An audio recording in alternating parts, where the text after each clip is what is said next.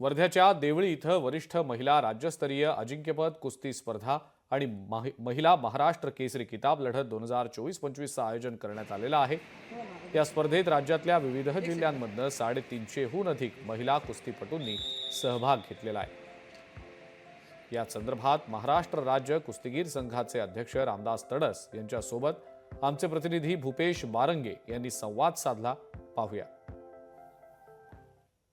वर्ध्याच्या देवळी येथे महिला महाराष्ट्र कुस्ती स्पर्धा आज आयोजित केली आहेत आणि या आयोजनाचे जे आहेत राष्ट्रीय कृषी राज्य परिषदेचे अध्यक्ष रामदास तडस यांनी हे आयोजन केले आहेत आणि या ठिकाणी महिलांची आता कुस्तीगीर परिषद सुरू झाली आहे आणि आपल्या सोबत आहेत माजी खासदार रामदास तडस। काय सांगाल, कशा पद्धतीने आपण या ठिकाणी हे आयोजन केले आहेत? महाराष्ट्रातली ही 6वी महिला कुस्ती परिषद आहे आपली।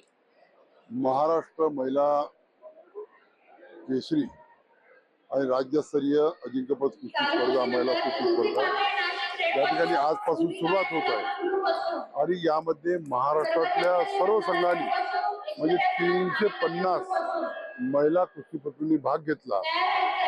आज याची सुरुवात झाली। उद्या दिवसभर या कुस्त्या चालणार आहे। नगरपालिकेने भव्य दिव्य स्टेडियम बांधला आणि मी स्वतः कुस्तीगीर आहे। मला असं वाटतं की या स्टेडियमचा फायदा कुस्तीगीराला व्हावा। या अगोदर सुद्धा महाराष्ट्र केसरी, सातारा विदर्भ केसरी, राज्य कुस्ती स्पर्धा या ठिकाणी झाल्या, तर त्या स्टेडियम नव्हतं। पण आज एक चांगलं स्टेडियम आम्ही उपलब्ध करून दिलं।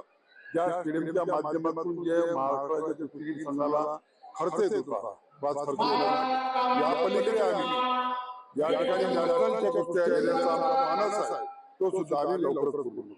नक्कीच हे होते आपले राष्ट्रीय अध्यक्ष आणि या महाराष्ट्रात आंतरराष्ट्रीय कुस्तीगीर परिषद या ठिकाणी घेतल्या जाणार असते त्यांच्या घोषणा।